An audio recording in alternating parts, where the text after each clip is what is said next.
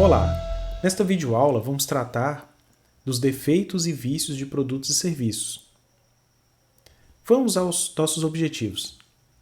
Nesta aula teremos como objetivos entender o que são defeitos e vícios de produtos e serviços e também conhecer quais são os direitos dos consumidores quando ocorrem essas situações. Vamos lá!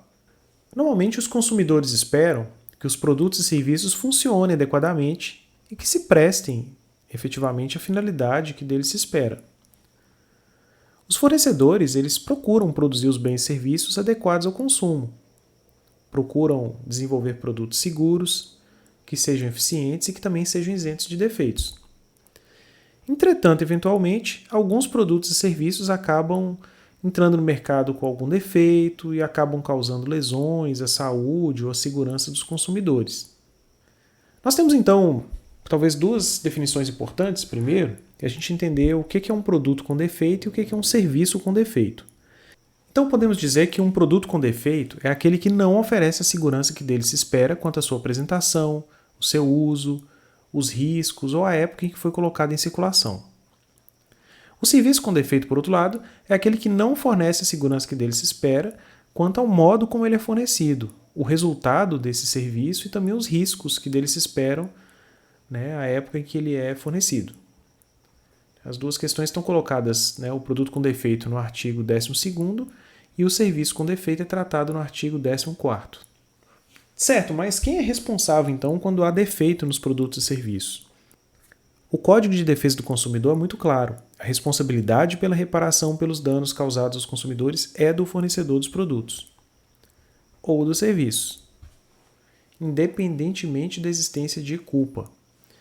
E essa responsabilidade, inclusive, ela é dita como objetiva.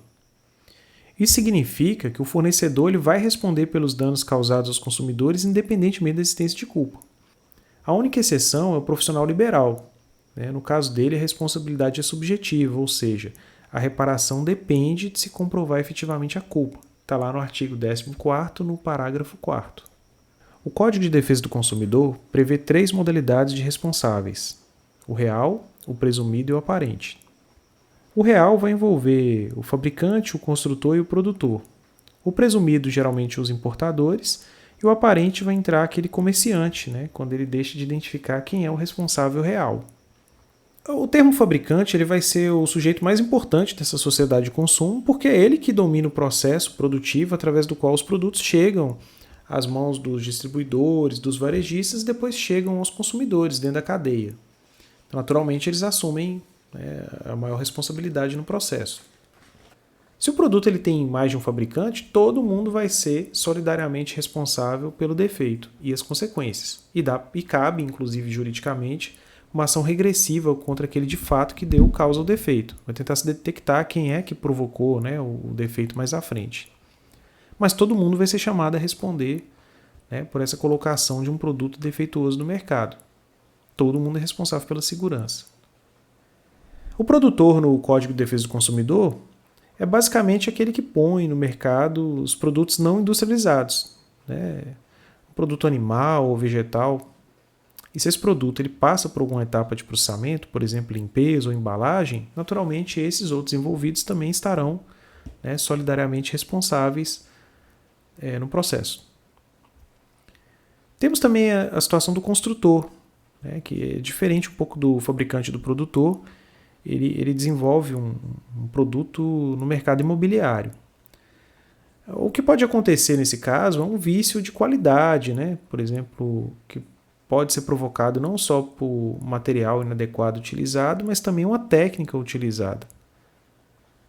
Como o construtor ele vai ser responsável por tudo que ele usa no processo de produção, a sua responsabilidade vai incluir esses produtos que forem utilizados no momento da fabricação. Se ele usa produtos de má qualidade, ele é responsabilizado também. E aí vai os dois, construtor e fabricante.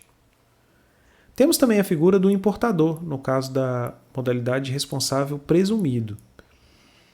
O importador vai ser aquele que traz para o país um produto que é fabricado em outro país e ele só vai ser responsabilizado porque esses fabricantes e produtores não estão, talvez, alcançáveis. A gente não consegue acioná-los judicialmente. Mas caso seja possível, vão ser os fabricantes que vão ser acionados.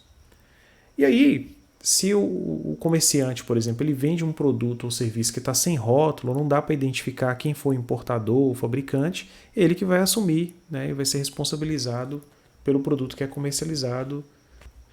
Bom, temos 3 pressupostos que são utilizados para se verificar a responsabilidade do fornecedor. A primeira é a colocação do produto no mercado, e é o ato que vai se ligar ao fato dele se tornar danoso, de se gerar esses resultados. Simplesmente fabricar um produto com defeito não é um motivo para se indenizar, né? Mas se você colocou ele no mercado, o consumidor comprou aí e utilizou e teve o dano, vivenciou ali o defeito, aí sim existe a responsabilidade. O segundo é a relação de causalidade, né? Preciso que exista de fato uma relação de causa e efeito entre a ação do fornecedor e o dano que aconteceu, o que é até lógico e óbvio. E um terceiro é o dano ressarcível, que corresponde ao prejuízo causado ao consumidor, né, tanto o emergente quanto o previsto na data da infração. O dano também precisa ser uma coisa que é possível de se ressarcir, né, e que tenha, né, um certo equilíbrio. Por esses pressupostos, pode-se dizer então que não há responsabilidade do fornecedor quando ele não colocou o produto no mercado. Não existe o defeito apontado e quando houver culpa exclusiva do consumidor de terceiro. O dano é de fato ressarcível, como diz o artigo 12º. E a gente também não pode responsabilizar o fornecedor em caso fortuito de força maior. Está lá no artigo 393 do Código Civil. Essa situação vai acontecer, por exemplo, se um raio cair numa casa, fazer explodir um aparelho doméstico, por exemplo, esse aparelho doméstico causar um incêndio e causar um dano ali na casa. Nesse sentido, não dá para responsabilizar o fabricante do aparelho eletrônico, não é culpa dele, né? Caiu um raio no local. E na verdade foi uma falha da empresa que fornece energia, que tinha e que inclusive, né, deveria proteger a rede dos raios.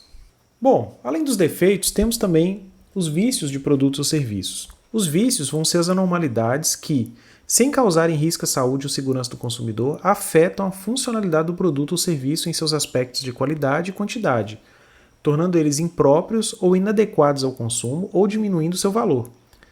Bem como também aquelas coisas decorrentes da divergência do conteúdo com as indicações constantes do recipiente, embalagem, rotulagem e mensagem publicitária. A responsabilidade pelos vícios vai ser solidária entre todos os fornecedores, o vendedor, o fabricante, o produtor, o construtor, o importador, o incorporador, todo mundo que participar da cadeia de produção e de comercialização do produto. Nesses casos de vícios, o que o consumidor tem como direito? Se o fornecedor não resolver o problema do vício em 30 dias, o consumidor tem 3 alternativas: a substituição do bem, ele tem direito também à devolução do dinheiro ou abatimento do preço. Isso aí está lá no artigo 18º, no parágrafo 1º. Existe um prazo para o consumidor reclamar, né? O consumidor pode reclamar dos vícios de produtos e serviços em até 30 dias, a partir da entrega, para o caso de produtos e serviços não duráveis, está lá no artigo 26º, e de 90 dias a partir da entrega para produtos duráveis. Está lá no artigo também 26º, só que no inciso 1º, parágrafo 2º. Existe também um prazo para reclamar os danos sofridos pelo fato do produto ou do serviço. É a situação de acidente de consumo, que é de até 5 anos, conforme o artigo 27º. E é importante explicar aqui que juridicamente fato se refere ao defeito, ok? É o efetivo uso do produto. Um dano causado, né, pelo efetivo uso do produto, chamado também de acidente de consumo. Então, no caso, para você reclamar sobre defeitos, você tem até 5 anos.